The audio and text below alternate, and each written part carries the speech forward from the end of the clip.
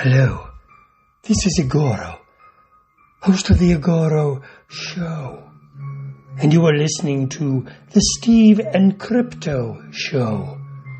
So keep your ears open and your mouth shut.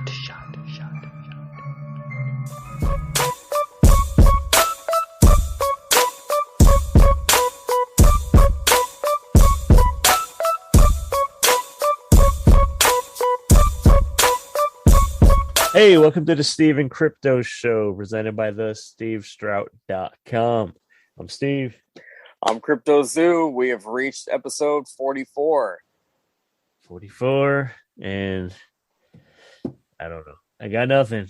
So see if you come up with something by the end of the episode so you can slip it in again like you did yesterday. Last week, not yesterday, you son of a bitch. Yeah. Episode 44. Here's to 44 more. That's kind of weak. Hopefully. I'll come up with something better. All right, you got about just under an hour to come up with something, so you got this. I have a little faith in you. At least you have a little. A little bit. It'll grow with our show. It'll grow with our show. See, there's my rhyme for today. It'll grow with our show, which you guys can help by going to our buymeacoffee.com. Nice way page. to slip that in. Yeah, buymeacoffee.com/Steve Crypto. You can go there and help contribute and help the show grow, help the show get better. Maybe you could kick a little something that'll inspire Crypto to come up with some new episode number rhymes. I don't know. I got nothing, but yeah, just check out our Buy Me a Coffee. Couldn't hurt, right?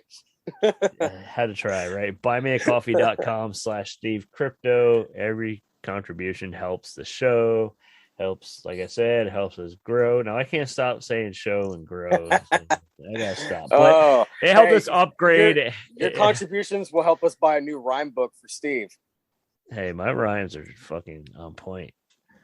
My rhymes are on time, fool. Fire, homie. But anyways, that's enough about that. Buymeacoffee.com/Steve Crypto. Thanks to everybody who has contributed so far and everybody who plans to and all that good stuff. We appreciate it. Last episode, we had our friend Addison Bennett come on to promote a couple projects he's working on. Well, a project and then an update to an already finished project with the VHS tapes of Psycho Ape. And he's doing the Roast Masterpiece Theater Cult of Frankenstein movie that he's putting together. And he's getting the funding up. I think he might have gotten pretty close or just crossed his goal, but keep it going. You can check back in the last episode to get the details. Addison Bennett's movie. It's going to be good. It's going to be fun. Yeah, it definitely sounds like a lot of fun. That's the key word. You know, for anybody who listened to that interview, I'm sure you caught the part about him talking about all the different types of masks, different Frankenstein masks. I'm looking forward to seeing that. Just the different qualities and versions of them. Because knowing him, there's going to be some real shitty masks, and that's going to be the best part of it. Right, that's the beauty of it. But what are we doing this week? Well, episode 44 for this week, we are speaking with a writer from Source Point Press by the name of Dirk Manning. He has a long list of books under his or in his catalog, from the Butts and Seats, the Tony Schiovane Story, to the Haunted Highlands with Twiztid, to the upcoming Mystery, or no, I'm sorry, not Mystery, Buried But Not Dead. He also has done Mystery, Tales of Mystery, but the upcoming Buried But Not Dead. There's one called Hope. I mean, just look up dirkmanning.com and or look him up on Facebook, Instagram. He's all over the place, and you'll find the many plates that he is spinning at this very moment. It sounds like he does have a lot of stuff that kind of leans towards horror, so that's kind of good. It's a good time of year with Halloween coming, so read you some horror comics, read his books, there's so many great horror comics out there.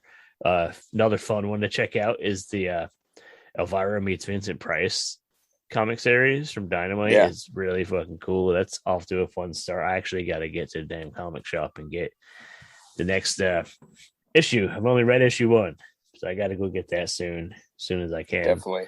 It's taking time to get out and do anything, with all COVID stuff and delays. And then we had a convention a few weeks ago, and it took forever to watch Candyman. Yep. But everything's getting pushed back. Even the Halloween stores where the Halloween merch that's coming out is kind of limited. Some of it's not the greatest. Stuff's finally showing up at Target and Walmart. That's the big thing. Yep. Because they're always the last. Honestly, Dollar Tree Halloween stuff is really good this year. Yeah, it's really good. Yeah. Like, don't think that it's just some bullshit because it's Dollar Tree. No, we're telling you. Steven Crypto Show, back it up. Go to Dollar Tree. Dollar Tree. We should have Dollar Tree fucking endorse us. That'd be awesome. I'm giving a free little ad right now. You can get like 4 bags of decorations for $30, roughly. I mean, we did. I mean, you'll only end up fucking using half of it and throwing a bunch of it away because it's garbage. But or some of it'll break. The good shit's really good. The good stuff's really good. Yeah, but it's been like people have been wiping out. Like I went to Dollar Tree the other day, and you can see they had a lot of stuff, but the shelves are like wiped out because people are like eating that shit up. Yeah. Freaking internet, man. TikTok, goddamn it.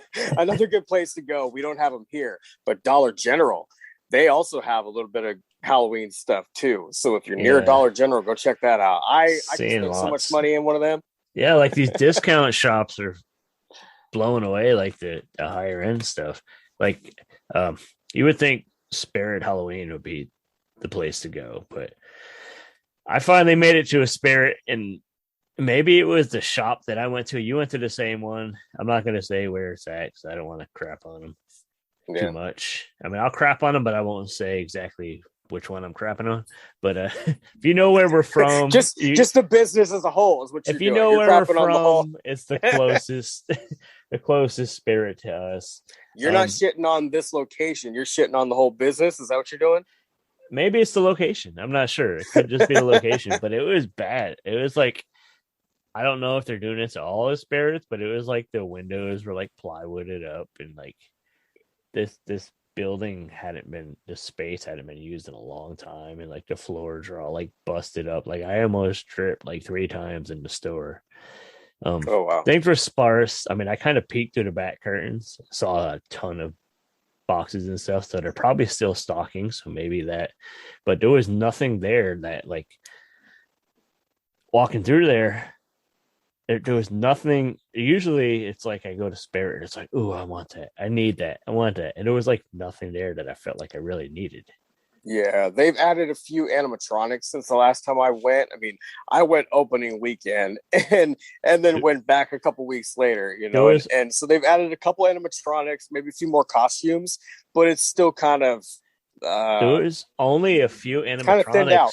There was only a few when I went the other day, and like only like one was working. It was kind of cool though. It was like this Soul Eater guy that just like talks shit to like his victim, is like, I'm gonna eat your soul. It like blows steam, like it blows like the steam into the smoke into its mouth, so it looks like it's like sucking its soul out, and then it just slumps over after. That was cool. It's pretty cool. But like I didn't need it. You know what I mean? Like I said, there wasn't anything there that I needed. Like I kind of wanted the Beetlejuice light up sign. Yeah. That keeps selling out every year for the past 2 years. I need that, but I couldn't find that. But I got 4 or 5 bags of decorations at Dollar Tree for the price of one regular average sign with Michael Myers' face on it from Spirit, like, and some snacks and some candy and some TGI Fridays, fucking cheddar potato skins and some toys that my kids already lost. Yeah. Shoot, I love Dollar Tree, man. yeah. Dollar Tree is doing great this year. Spirit, not so much. They got some cool blankets there. They had a Killer Clowns blanket. I didn't even see that when I went. The only thing I'm disappointed about Dollar Tree is usually the last couple of years, they've had like a great selection of horror DVDs they put out on Halloween, and I haven't seen a single DVD, and I'm disappointed about that because I've found some cool stuff the last couple of years. Like honestly, Yeah. don't even ask me to say what. I can't do it off the top of my head. But back to Spirit. You want to see spooky shit when you go in there. And literally the spookiest thing I saw was a legit giant fucking rat trap outside the front door. Like a real rat trap. Like the plastic, like the black plastic ones that they crawl in, they can't get out of. Yeah. There was one of those there. I remember I was walking in, I seen it, the plywood in the windows. I was like, oh, I bet this motherfucker got rats. And I didn't notice the trap when I went in, but when I came out, it was there. I was like, I knew it. I knew it. God damn it. So, yeah. Fucking. Anyhow, I did mention before we started rambling about that I finally saw Candyman. How was it? A really, really good follow-up to the original. It stayed true to that story, but it also added to it. And had added different it added more depth to the story, and it also added, as you would expect from the Jordan Peele movie, it added a bit of like a social commentary, which it was good. I say you still got to see it, so I won't ruin it for you. Go see it. It's worth checking out. I went the other day, watched that, and then I went and watched another theater. I went and watched the Shang-Chi movie, the new Marvel movie. Oh my fucking god! Totally different movies, but how was that? Totally different. That was awesome. It was really, really good. It's one of my favorite Marvel movies at this point. Wow, top 5. That's saying a lot. Top 5 of the 137 Marvel movies that have come out in the last 10 years. But yeah.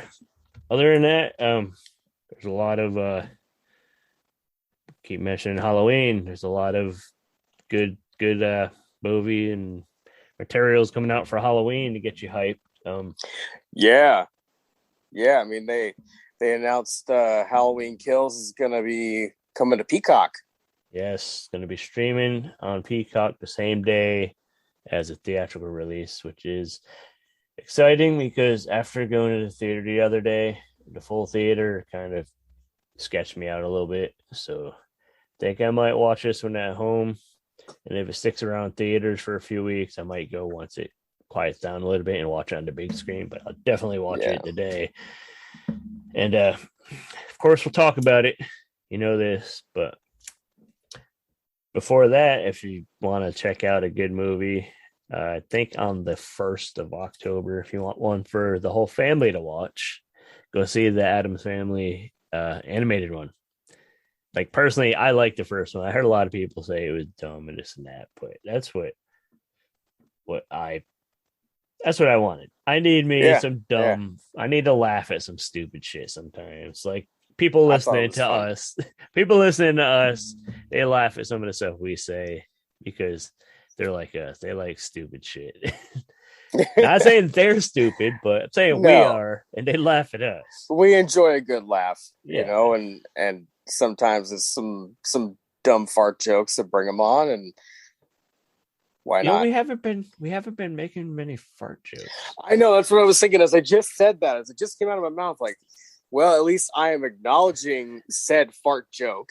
Yeah, you know? so I don't have a fart joke. Yeah. That goes towards it. You know, if there's the fart joke jar, we can throw a penny in there now. It was like a month ago, and when we were talking about fart jokes and like catch me slipping and not making a fart joke, and we haven't been making any. Mm-mm. So yeah, sorry guys. If any of you do we need to give a moment of silence or something? Like just a quick moment of silence. Moment of silent but deadly. Boom, fart joke. There you go. Got it in there. Anyway. All right, moving on. Moving on. The new Predator movie wrapped filming. That little news just came out. It's looking forward to that. It's going to be directed by Dan Trachtenberg, who directed 10 Cloverfield Lane. I don't know if you've seen that. Okay. Yeah. Yep. Okay. So I'm not sure what the name is going to be yet, but we'll see. It should be cool. I mean, I know you're a big Predator fan, so yeah. I heard that it might be called Skulls. Yeah, you're right. Maybe I did read something Maybe like that's that. just the name they're kicking around in the old Predator factory or whatever. Yeah.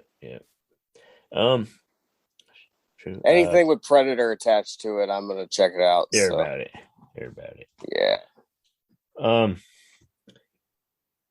When last week, Rob Zombie's been posting more pictures of the progress for the Monsters movie. Like he showed photos of them building the set for 1313 Mockingbird Lane, which is of course the Monsters house. He showed pictures of that. It's like at first when I heard about this whole project, I was like, shit, he better not turn this into like a Rob Zombie movie, you know what I mean? Not knocking it, but I want a fun monster movie. Don't turn any monster into a murderer or something like that. That's not what he's supposed to be. But the more he's releasing about this, and more you see how he's staying true to the series, it's like I'm getting fucking really excited about it, and I'm hyped, and I think it's going to be fun. And the sets and like the character designs and stuff he's released has just looked awesome. So that's good. And since we're on the topic of Rob Zombie, our friends over at Fright Rags are re-releasing some House of a Thousand Corpses designs. So this Friday, they're bringing back 3 officially licensed House of a Thousand Corpses designs: the Clown Prince of Murder, the Sounds of House of a Thousand Corpses, and some classic artwork from Justin Osborne. They're all going to be restocked and they'll be ready to order next Friday. They have stuff from other artists, included Jeffrey Blasman and Yannick Bouchard, who they've both done stuff for them. I mean, the art they put on the Fright Rag shit is awesome. But be ready this Friday, September 17th, 10 a.m. Eastern, and grab your shirts from the most shocking tale of carnage ever seen over at fright-rags.com. Fright Rags has been bringing you the best in horror apparel and accessories since 2003, which I believe is the year that House of a Thousand Corpses came out, too. And they've been offering a wide range of products for your favorite creature features, slasher flicks, and cult classics. Collections include John Carpenter's Halloween, Universal Monsters, Night of the Living Dead, Creepshow, Twin Peaks, Evil Dead, and so many more. All officially licensed and available soon or now at fright-rags.com. Steve and Crypto Show listeners get 10% off when they use code SteveCrypto10. That's SteveCrypto10 at checkout. So go get you that House of Thousand Corpses t-shirt. Get your complimentary bucket of chicken on the way out. Don't quote me on that. I'm not sure if they're actually giving you the bucket of chicken, but go get the shirt anyway. Nope, I just confirmed no bucket of chicken.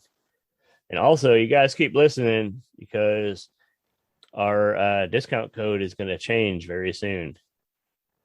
So that way you could go use it again. Because it's a single-use code, but you're going to be able to use the new code and get more stuff. And next episode, we're going to be dropping a new Fright Rags discount code for you guys. So pay attention. Right now, Steve Crypto 10 is good till the end of this month.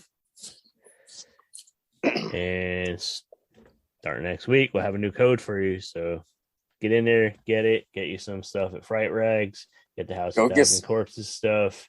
That's right. Go get some new merch, get some new Halloween stuff in time for the Halloween season. Because, like Christmas, maybe we like to give our loved ones gifts on Halloween. So, your loved one might love a Halloween shirt, maybe some Evil Dead pajamas, maybe a House of a Thousand Corpses t-shirt. Fright Rags has got it all. I'm telling you, there's something there for you. Also, if you love us, you could get us gifts from Fright Rags. Yep. So if you want to send your credit card information to the Steve Crypto Show, just don't do that. We don't want that. Just send us gifts, and or don't. I don't care. Just keep listening.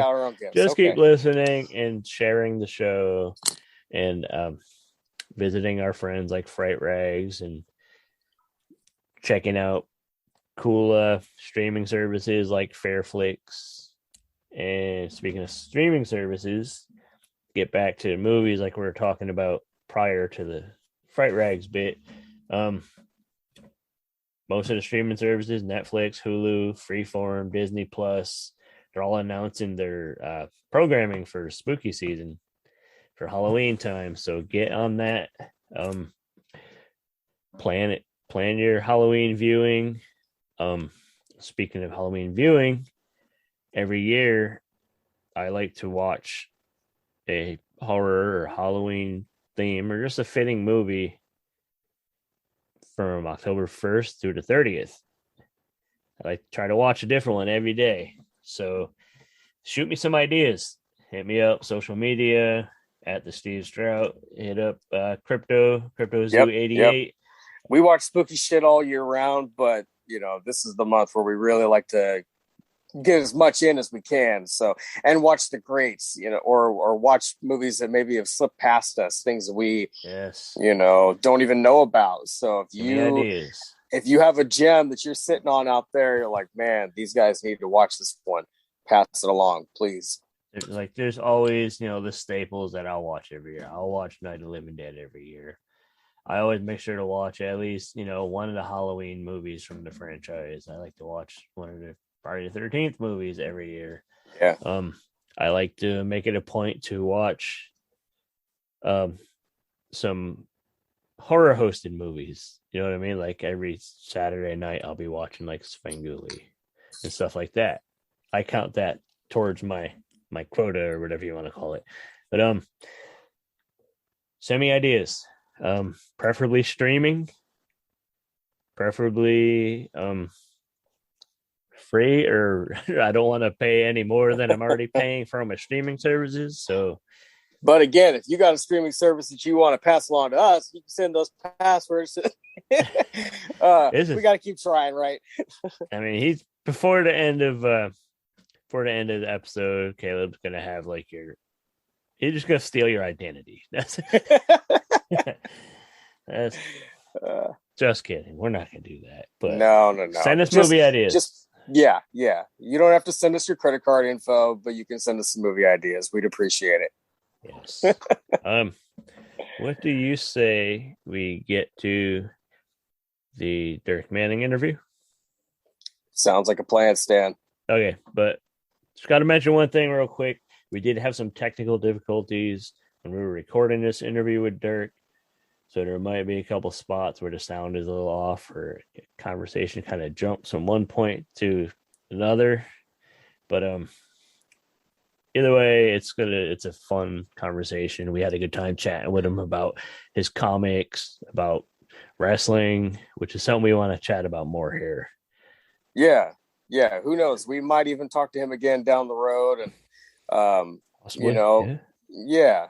And he definitely has a foot in the wrestling world and the comic book world, and even a little bit in music and horror, and we love all of those things. So shit we like to talk about.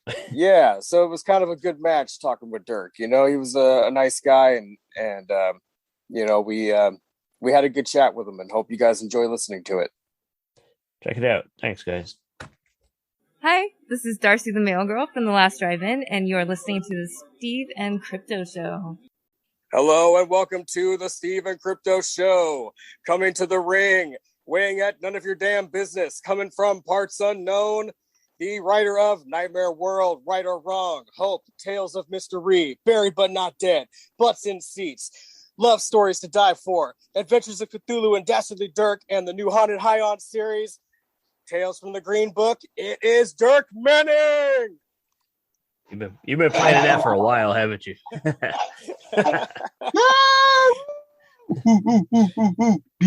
my God! He's got a comic book. Yeah. Oh my God! So thank you guys for having me. At least we didn't hear no booze in the background. Well, there's a day when I would have embraced the heel heat, and in fact, an argument could be made that I pretended to be a heel better than people who really were heels.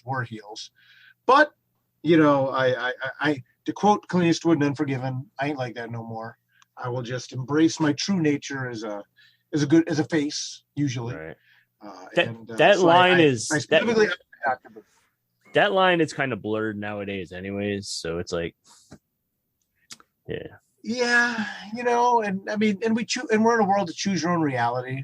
There's people that believe that taking horse dewormer is suddenly stops you from a virus and all these crazy things. So some people want to say I'm a heel, People that know me know that I just play a heel arguably too well sometimes. The heel roll does seem like a lot of fun. I mean, I've heard Samoa Joe talk about it a little bit. I've probably mentioned it before on here. Like it always, just playing a villain in general seems like such a blast. I've always liked the villains more when it comes to a movie or a show or whatever. I've just been more drawn to them. And the wrestling side, though, the rough part would be what Samoa Joe mentioned, which is not talking to your fans at airports or restaurants, things like that. Avoiding people. Right. You don't really want to, but he's like, I got to stick to the heel thing, Yeah. You don't want to break kayfabe, and you're right. And being the heel is more fun. I mean, definitely, even if you're a guy who, I was always in awe of people like Bobby the Brain Heenan, who was just super quick, man. And every time you try to get in on him, he just takes it one step farther. But I think, like anything, and I think, Samoa Joe's probably touching on this too after a while. And wrestlers over the years have talked about this. It's like when you have a persona like that, people start to believe it, and they believe that's you, and like, you really gotta step back and recognize that when you're a heel, the better you do your job, the more people believe it, So, but no. So yeah, I specifically opted not to booth myself. Although, like, I used to do this bit in karaoke where I played a heel karaoke singer, Dick Manley, and just work the crowd into a lather. Just get them so fired up and be so obnoxious and be such a douchebag. It was fun. It was like you turn karaoke into WrestleMania, but then what happens is people get so it's something that can become a snowball that just rolls out of control. Yeah, especially most of the time karaoke, there's alcohol involved. Well, right. And the best and worst thing for me is I don't drink. Right. So I'm like the sober one playing a heel karaoke singer, an afro and all this other crap, and riling up these people that are drinking and things like that, have a good time. People get into it, and it got to a point of like, okay, this has got to stop. I mean, now it's like people like challenging me on the internet and stuff like that, and it's like, I obviously, even this weekend at All Out, I did a gag karaoke thing with Tony Schiavone. I did Delilah by Tom Jones, but instead was like, my Schiavone. and he played it to the max too. He played it to the hill, just scowling, and he hates to be in the spotlight anyway, truthfully. But it was fun. But that's like a one-off. I'm trying to as I get back on the road, trying to avoid that heel heat these days. So, was that song choice a surprise to Tony? Did you just spring that on him? We've been joking for a while about it, because we have calls. We're working on butts and seats. We would do it all through Zoom. Obviously with the pandemic going on and things like that, we couldn't really see each other. So the team, we all worked via Zoom. I started doing interviews and stuff like that. And somehow or another, something came up. Actually, I think it was around Astronomicon, about if Tony was going to come to karaoke with us. And I said, Tony, at Astronomicon, I've been known the last couple of years since I started karaoke there to be, not to toot my own horn, but, I've been known to kind of bring the thunder there, Tony. So I hope you'll come to karaoke and be prepared to really throw down. And he's like, oh yeah, that ain't going to happen, buddy. And he starts riffing me on what I'm going to sing. And I said, well, I've done System of a Down there. I've done Motorhead there. And I said, I got something real special lined up. I said, the people have been waiting 18 months, Tony. I really can't let them down. And I said, I got to bring the house down. And I did all right. I mean, this year was fun. I mean, it's up to other people to say how much it was. I mean, I had people said they really liked it when I threw on my Haunted Highlands jersey and, you turn the hat backwards and I actually had a Twiztid hat on and, bust out break stuff by Limp Bizkit and then walk off. Yeah, I was about to say, you were breaking stuff like it was 99 at Astro, I hear. Right. It was fun. I mean, people seem to dig it. So, but then the joke was that I would go from Limp Bizkit to Tom Jones. And he thought I was ribbing him. And I said, when I found out that he was hosting a karaoke event with ad-free shows, and he invited me, I said, Tony, I will serenade you with Tom Jones from the stage. He's like, yeah, okay. Well, in the meantime, then he sees the Limp Bizkit performance and thinks all I do is like this, screamo stuff. And I get up there and, bust out Tom Jones. I'd like to think pretty close to note for note. And, changing my Delilah to my Schiovane. It was, what a world, man. What a world we live in that, 3 weeks ago, I'm with all the juggalos and all, we're hanging out and all the fam and the ninjas or the fans, the people. And, we're rocking out to Limp Bizkit.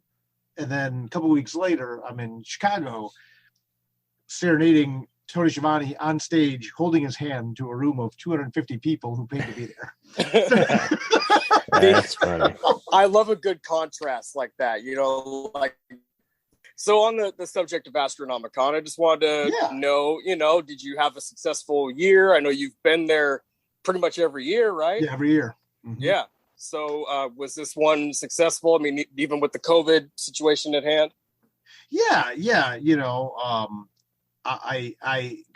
Astronomicon marked my return to the road. I've been off the road about 18 months, give or take. Ironically, Astronomicon 3 was the last convention I did before everything shut down. And then it was my first full weekend convention back. I had an incredibly successful weekend. Astronomicon in Ann Arbor was a really cool event. It was a great show.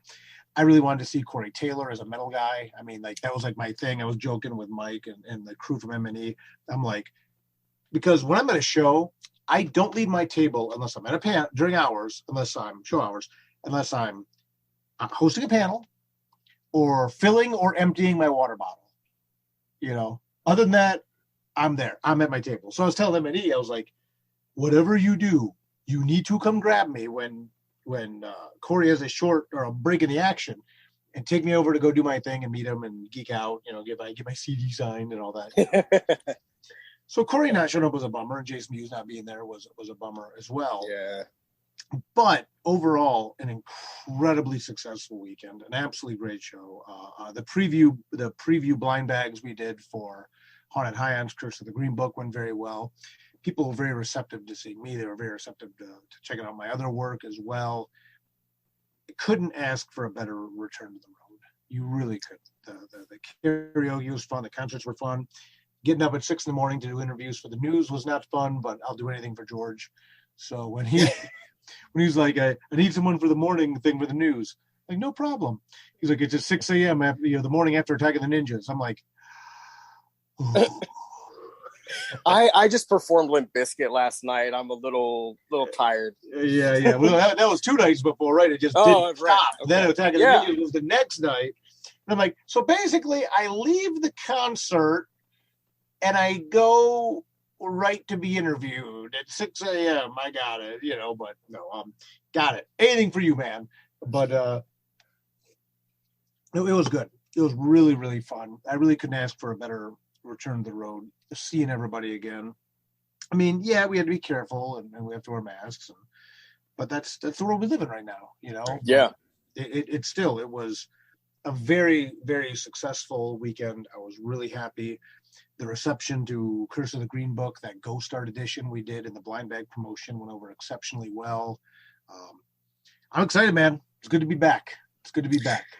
Yeah, it's actually, I was, I'm very thankful to have been able to pick up a blind bag from you after the event, and that's actually the version that I got was the Astronomicon edition. Yeah. Ghost cover there. How How many copies did you make of this? SourcePoint and me worked together. They made 800 copies of that book total. So if you look inside the book with that ghost art, all the blue line art and things like that, there's only 800 copies in existence. That's it. And they're gone. And we're not reprinting it. So there was obviously 4 versions of that cover. The trade dress like you have, one without the trade dress, the vegan. Mm-hmm. Some people get offended. We're going to say virgin cover. So we'll say the vegan cover. There's a black and white version and then the chromium. But getting one at all is good because, last year Haunted Highlands was nominated for 3 Ringo Awards, including Best Humor Comic of 2020, Best Artist, Best Illustrator, and Best Colorist. So the fact that you have one of 800 of a variant comic of the sequel is pretty awesome. So thank you for your support on that. Well, I appreciate you sending one my way. Thank you very much. I noticed that you guys are going to be going to New York Comic Con next month, right? Yes, sir. And you're going to be coming along, or you're bringing along a new cover for that version as well, right? Yeah. Special cover. The book actually begins dropping in November as a monthly miniseries. But we're actually people go to New York Comic Con that Thursday. The Thursday of New York Comic Con. Let me look at because I'm old. Let me look at my paper calendar. The rest of you can go to dirkmanning.com and see my new Google calendar. But I noticed that. That Thursday, October 7th, Twiztid's going to be there. Twiztid actually, Haunted Highlands is on the badges for New York Comic Con. Wow. Which is, again, awesome. SourcePoint Press is sponsoring all the badges at New York Comic Con. The Thursday badge is Haunted Highlands, which is pretty remarkable. Right. And we are offering a very limited edition New York Comic Con cover to number 1 a month before it comes out in stores. So this will be the full color version of the book. Robert Hack did the cover, that throwback, really cool green book cover. And it is going to be very limited. I will have copies at my table in Artist Alley. SourcePoint Press will have copies. But Twiztid will be there doing a signing as well. We're going to do a Haunted Highlands panel together Thursday. We're going to go back to we have a major announcement at that panel. And I'm not even going to hint. So I'm just telling you right now. Somewhere around the world, George and Mike Winnegar and Twiztid are like, shut up. I'm telling you now, I'm not breathing a word about it. We have a major announcement at the panel. Yeah, we have a major announcement at the panel. We're going to go back to SourcePoint's press booth and do a signing. And they'll be there Thursday only. But to be fair, I've been telling people for months, make sure you get a badge for Thursday at New York Comic Con.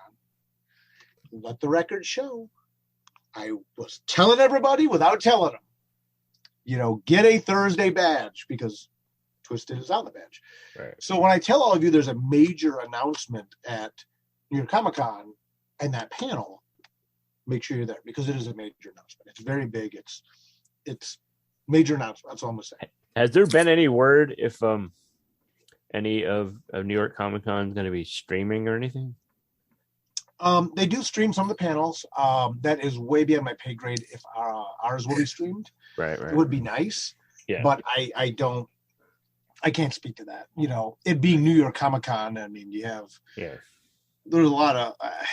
I hate to say a lot of competition, but there's a lot of people vying for a certain amount of streaming bandwidth because at the con. Oh yeah. But this is news that after the panel, it'll be. I think the news is gonna travel pretty quickly, but it's gonna be another thing altogether to be in the room when it happens, and then to be able to come see us at SourcePoint's booth after that panel is gonna be, and get a copy of the variant comic. SourcePoint is sponsoring the badges for the whole weekend, right? And I think they're going to be featuring another one of your books. Matter of fact, they are. The premium exhibitor badge which is like the wrestlers, movie stars, like the top tier talent will be getting the badge art that has butts and seats to Tony Schiovane Story. Very cool. And Tony will be with us. I announced in my newsletter Sunday at New York Comic Con. So my crew are the Alpha and the Omega, coming Thursday for Twiztid, coming Sunday for Tony Schiovane and I. And I'll be at Artist Alley all weekend, most likely at table H8. You can embrace the hate down in Artist Alley. There's that heel thing again, creeping out. Maybe it need to be H7 instead. Change it to come to heaven. He's Yeah. 7 feet ahead. But let's be honest, I like Embrace the Hate better. Well, since you mentioned your buddy Tony Schiavone, Mhm. you were actually at All Out over the weekend. Yes. And I saw the pictures of you attending. It looked like a hell of a show to be at. Do you have any? Yeah. I mean, we know some of the things that went down, of course, but you were actually there to see it. So, Mhm. do you have any personal highlights or just moments where the crowd went nuts a little bit more than others? Anything you want to say about the event? Yeah, it was just okay.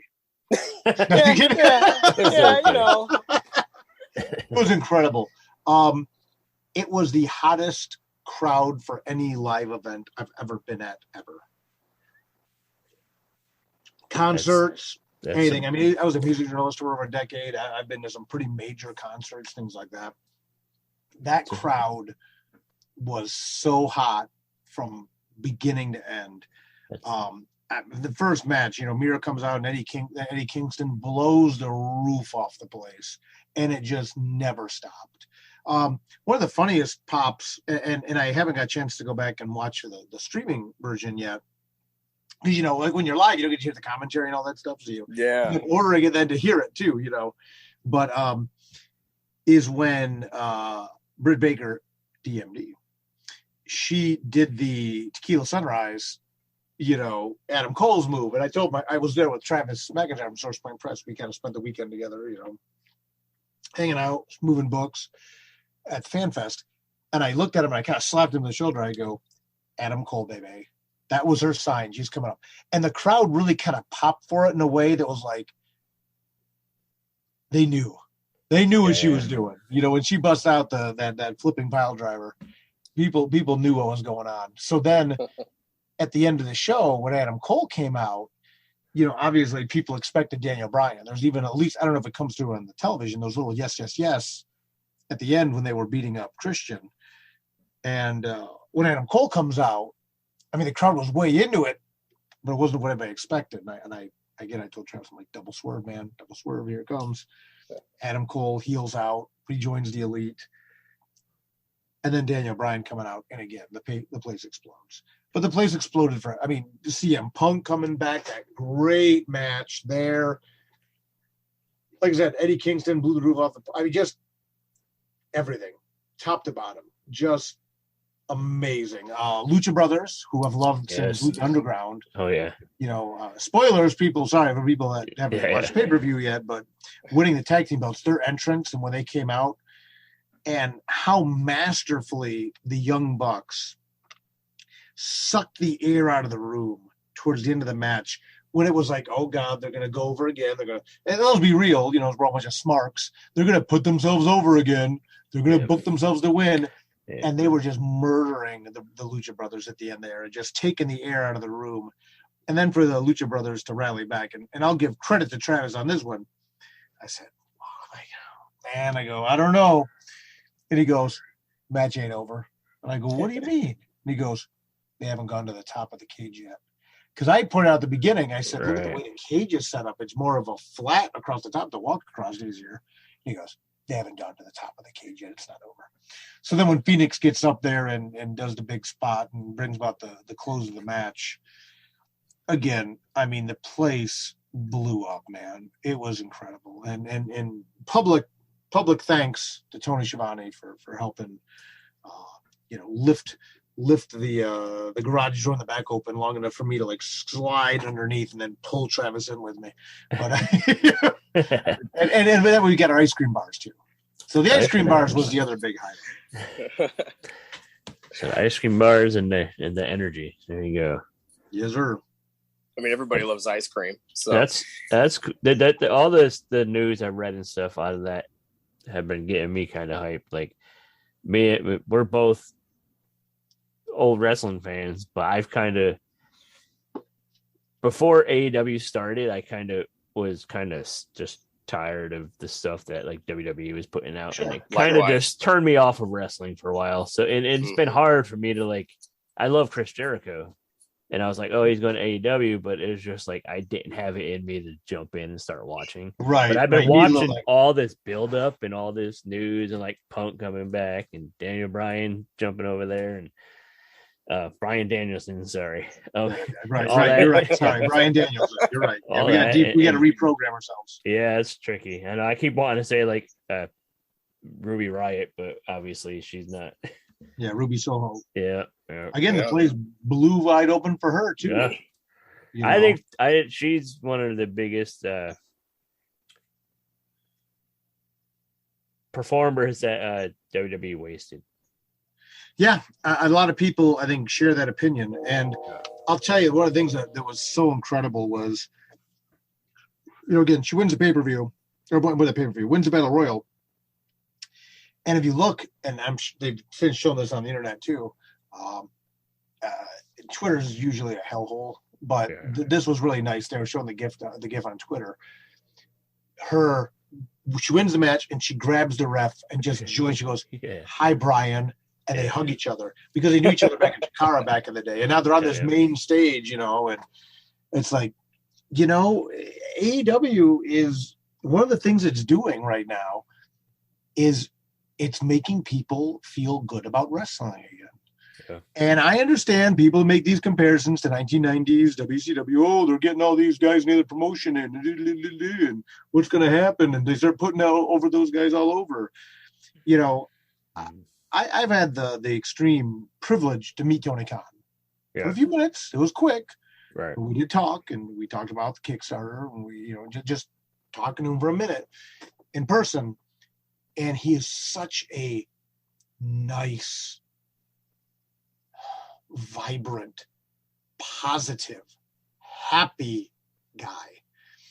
And I think a lot of any organization's leadership culture stems from their leadership. Right.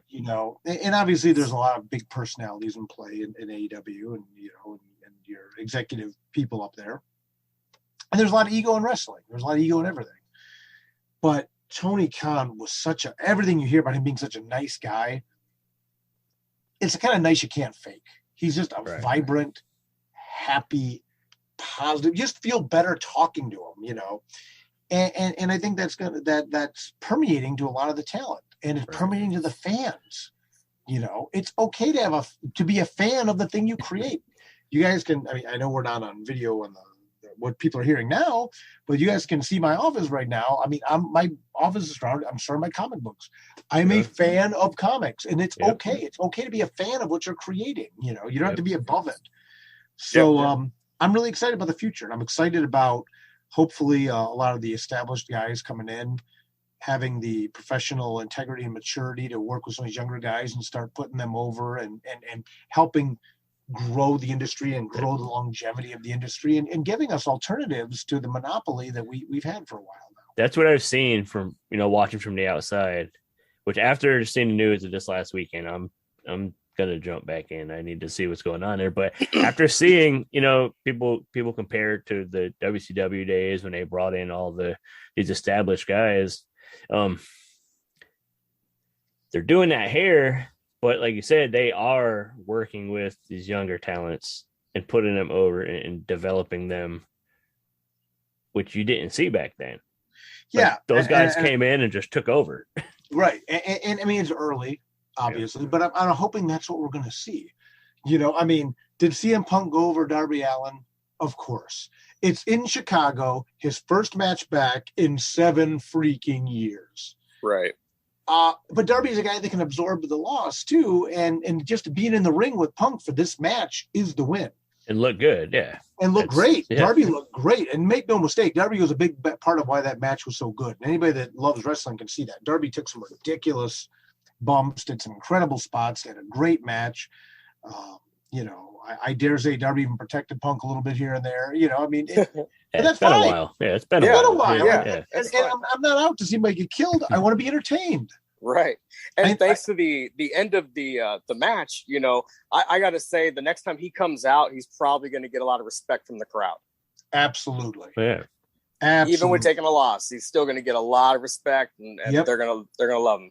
And again, he's a guy who can absorb it, and Punk could lose every match moving forward in AEW because he won the first one. That's fine. That's fine. Now that he will, obviously, but Yeah, so I'm really into it. I really hope that this positive, Daniel Bryan after the pay-per-view talked to the crowd and talked about why he came back, and I'm sure that's on the. Yeah, I'm sure. I've seen the clips of that. Yep. And he talks about the fact that, make no mistake, you have some established guys coming in, but he said the OGs, the people that were there at the beginning, are the reason they're coming in. They want to wrestle the Jungle Boys, the Luchasauruses, the MJFs, these are the guys they want to work with. So Bryan Danielson, being the guy that Bryan Danielson was appropriately putting over the original talent, which is great. That's the way it should be. And that's the way all of our industry should be. Pay it forward, help each other out. It's not a competition. Help each other all do their best, and everyone will succeed. A high tide raises all ships. Yep. No, they've definitely been bringing in some great names, and for a couple of Washington boys like Steve and myself, it's cool to see Bryan Danielson being from Aberdeen, rolling with AEW now. And a couple of years ago, I was actually downtown here in Port Townsend, and I stop at a light, and I swear to God, Brian and his wife and kid are crossing the street, and I had to double. Right they were shopping for property here. They wanted to move here for a while. Yeah. At some point.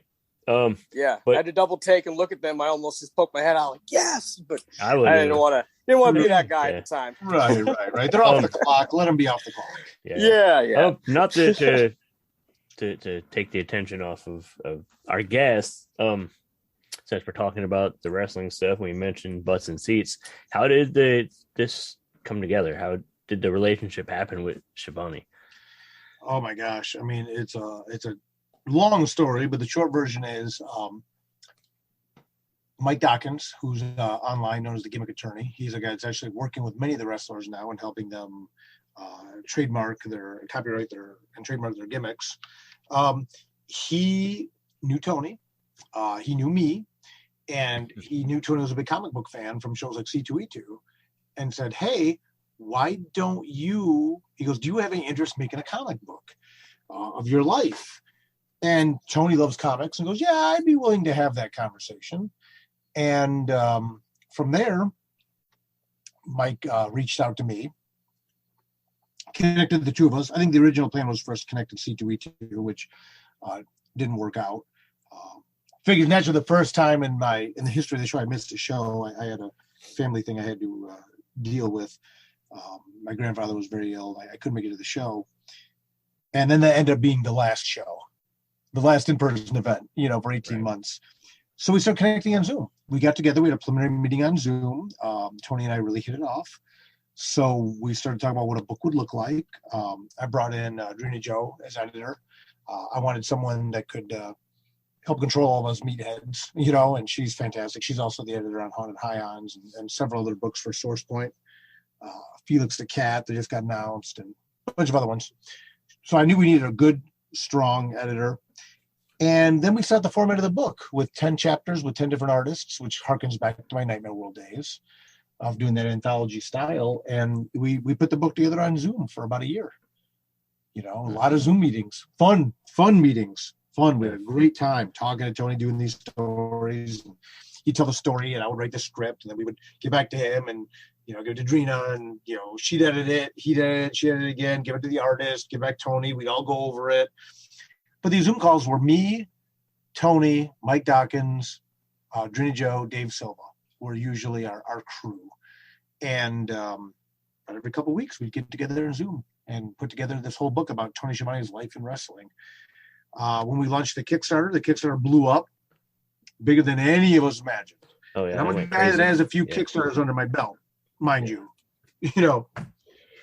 But we had no clue it was going to go as big as it did. I mean, we just didn't. We all had an internal number of what we wanted to beat. At Astronomicon, Mike Dawkins revealed that he just wanted to beat Jim Cornette's book by $1. We crushed that. We crushed that in like 48 hours, I think, or 24 hours. Just something ridiculous. Check that off. Yeah. His was like the corny killer. So we all had a different. The publisher had a different number. We had a different number. Right. So right now we're sitting on the highest crowdfunded wrestling comic book of all time.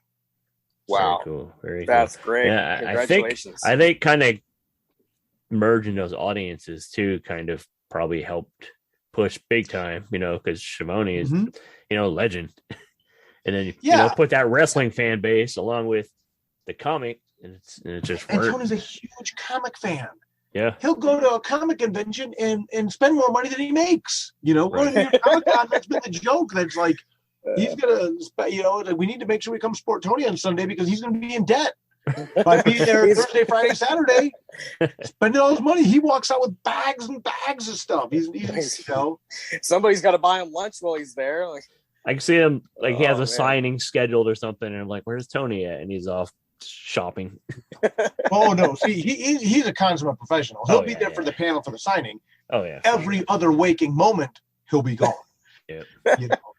All we'll be able to do is afford to give him a dirty water dog and, some tap water because, Lois finds out he's not going to be able to go home, He'll be shipping stuff to my house to, like, slowly just slide over to him or something. In a way, it doesn't sound like he really wants to go home.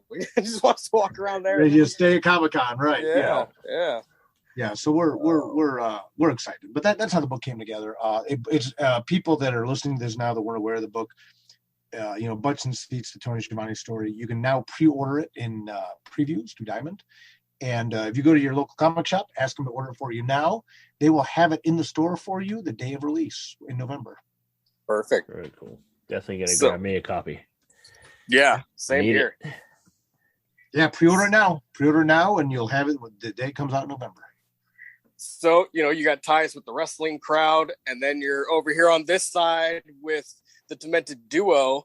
So, how is it different from talking with Tony Schiavone versus talking with Jamie and Paul to write their story, The Curse of the Green Book? Yeah, I've had the pleasure of working with Twiztid for a while now. We did the first one shot in 2017, so we've been moving right along. Then we had the really successful Darkness Rises mini series last year. So Jamie and Paul are fun to work with. They definitely have a vision of what they want to do, and I'm very fortunate and I'm very honored that they really trust me to tell the story. What we usually do is we have one big meeting when I talk about the vision for what I want to do. They kind of, give me the yay, nay, and then they approve the scripts as I write them. But I'm very fortunate, and I don't take for granted the fact that they trust me as much as they do to do this stuff. And it's fun. They both have a very particular vision for their brand, which I honor, but they also respect the fact that the Jamie and Paul of the comic is not exactly the Jamie and Paul of real life. Right. It's enough like them, but in the comic, Paul's a little goofier, Paul's a little edgier. It's them. It's them. Right. Spend enough time. We've had dinner a few times. I've been backstage watching how they handle themselves. So it's fun. Yeah, it's like, what a world. Originally my original crowd back in the day was a horror crowd, which I still have. I got the next mystery coming out this October, and then moving into, Twiztid's crowd, and then moving into the wrestling crowd, and getting to combine my love of comics, of music, of wrestling, of horror, some ice cream, it's a very fortunate place to be. And then, this year I would be remiss if I didn't shamelessly promote the fact that my book that came out last year, Buried But Not Dead, nominated for Ringo Award for Best Original Graphic Novel. That's awesome. And now the Ringo Awards are voted for by industry people. So it's like your peers. Yeah. It's like your peers picking your book, saying this is good, which is huge. It is. Wow. The first round is by fans. The second round is then the finals are by creators. Okay. But creators, I think, have influence in the first round, obviously, as well. And last year with Haunted Highlands getting nominated for 3 Ringo Awards, like I said, Best Humor Comic, Mariana Pescosta, Best Illustrator, Alessandro De Fornassari, Best Colorist, was cool. And then this year to be nominated, the joke is I put out one book last year, and that book got nominated for Best Original Graphic Novel. And that's also in previews and available in stores in October. And that's the thing, the book hasn't even hit shelves yet, you know, and it got nominated. We did a Kickstarter or a quick starter, a 15-day campaign. But people really responded to the book exceptionally well. And yeah, so it's crazy, you know, to have Twiztid's fan base be as supportive as they are as the book, the wrestling crowd making Butts and Seats the highest funded wrestling comic in crowdfunding history, and then my horror crowd still repping me, you know, and obviously there's some crossover, you know, but repping me with Buried But Not Dead being Best Original Graphic Novel contender for 2021, along with people like Ed Brubaker and Sean Phillips and their new book. It's like, man, what a been a pretty good run lately. Yeah. Pretty good run. You know, the pandemic and COVID and things like that, I think, caused a lot of people to make a lot of choices about how they wanted to move forward. You know, or if they could move forward. And I made some conscious decisions about how I wanted to handle myself moving forward and how I wanted to do the work. And to see these payoffs is something I'm exceptionally grateful for.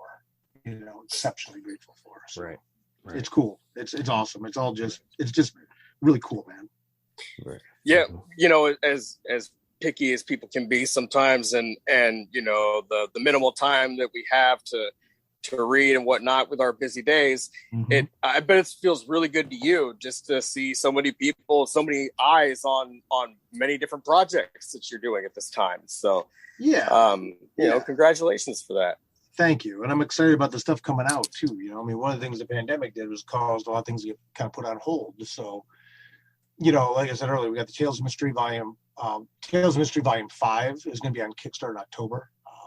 People can't see it on the podcast, but I'm repping the shirt right now. You know, I'm super excited about Tales of Mystery. Horror noir comic.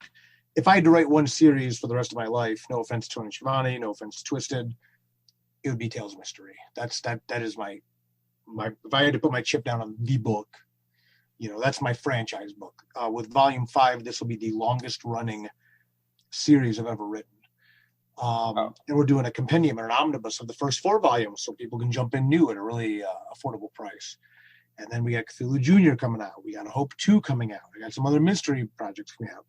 Maybe there's even another wrestling book coming out, you know. You're all 2 coming out, you know. So now it's just a matter of getting all this stuff back out again and getting it on schedule and getting it out the door. But I never take for granted how fortunate I am to have these opportunities and have the support of everyone I do, whether it be through the professional community, through my readers, both. It's cool, and especially now that we're able to get back out on the road a little bit and, you know, talk to people in person and see each other in person, albeit carefully. You have to be responsible. I think as things are opening up more, I think we're all starting to see that we cannot take our own health and safety or the health and safety of others for granted. But yeah, man, I'm just excited. I'm excited about the new Haunted Highlands. I'm excited about Butts and Seats. I'm excited about Tales of Mystery Volume 5. And all the things on the horizon. Oh, there's a lot coming out. Before we wrap here, is there anything you want to add? Yeah. You know, got a lot, like I talked about earlier, got a lot of cool stuff on the horizon. Right now, if people go to the local comic shop, they can pre-order Buried But Not Dead. If you haven't got a copy of that yet, you can get that. That's coming out in October.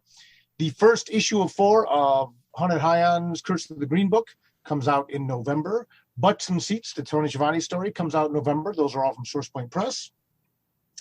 October is also going to see me launch the Kickstarter for Tales of Mystery Volume 5, which will also include the Tales of Mystery Omnibus or Compendium, which will contain the first 4 books all in one collection with a cover by Jim O'Barr, the creator of The Crow, which is really cool.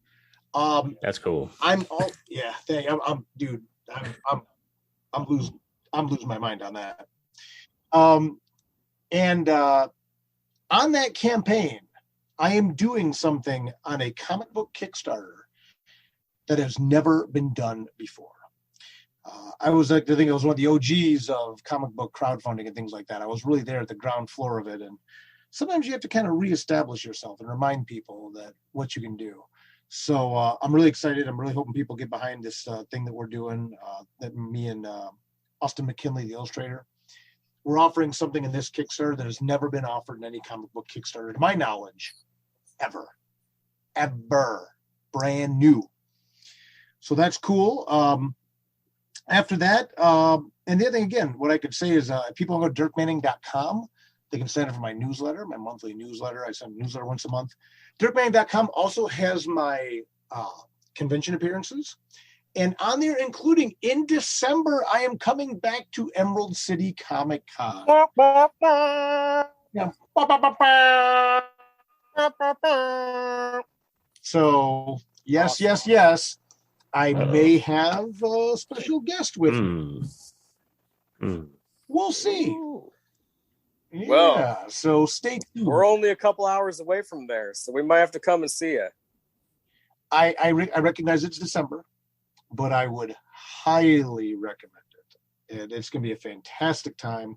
Really excited about getting out there with some really cool stuff lined up for Seattle. So I would make it out. I would love to see you guys in person as well. So in Seattle, such a great show. So people can go to dirkmanning.com, see my full convention appearances between now and the end of the year. And again, if people be willing to sign up for the newsletter, they'll get the deets on that. And Tales Mystery Volume 5. I hope people are really excited about this campaign, because I'm so excited. I'm like extra nervous about it because we have such cool stuff. You know, I'm looking forward to seeing it. Yeah, thank you. Yeah, Alexander Forsari, the colorist of Highlands, is coloring it. Austin McKinley's illustrating it. It'll be my longest running comic book series to date. So I'm stoked. Very cool. We'll definitely, we see you post your campaigns and stuff. We'll definitely be sharing them and I appreciate spreading the word and all that good stuff. And what a time to release it, the spooky season. I really hope that you have a successful release. Thank you. Yeah, we're pretty excited. Like I said, if I had to write one comic forever, it'd be Tales of Mystery, and Volume 5 is a monster. No pun intended. It is. People have seen the cover with the giant Cthulhu on the cover by Richard Lang. They got an idea. We're going all in.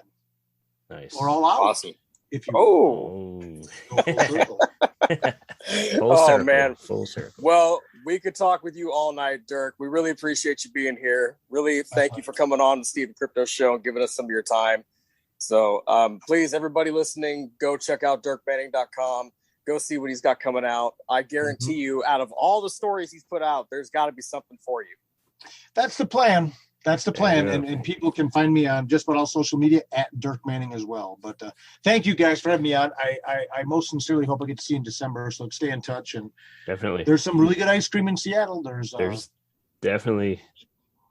I don't want to give away my location, so people will be there waiting for me. Yeah. Salt and Straw. Isn't a spoiler. Salt and Straw. You know, chances are after the show, you will see me there getting ice cream. So, there you go. But come see me at the show. It's easier. We'll show up with a pint of Haagen-Dazs for you. All in.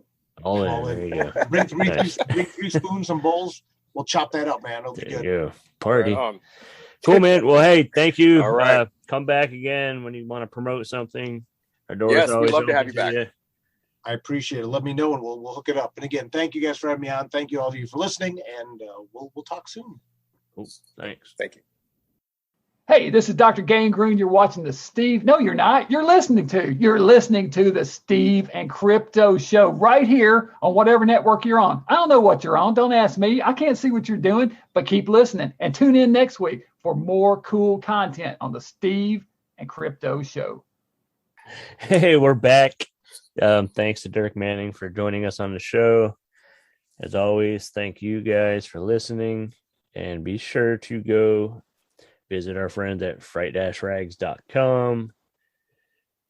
Send Caleb your social security number, your address, your date of birth, all that stuff, and visit our Buy Me a Coffee page. I said you don't have to send the credit. Oh, he's just trying to cut me off now. I said you don't have to send the credit card info, but you can. And our address is, Steve, come on.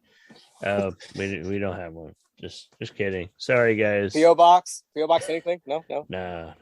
All right. Well, thank you guys. Just send us those video lists, guys. Okay. We hope you have a happy Halloween. Send us the Buy me a coffee. Video lists.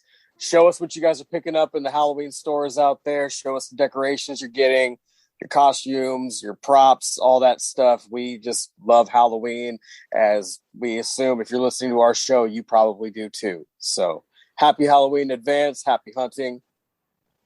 Yes. Thank you, guys. We've been the Steve and Crypto Show. We will talk to you soon. All right. We'll be live on episode 45 next. Boom. Nailed it.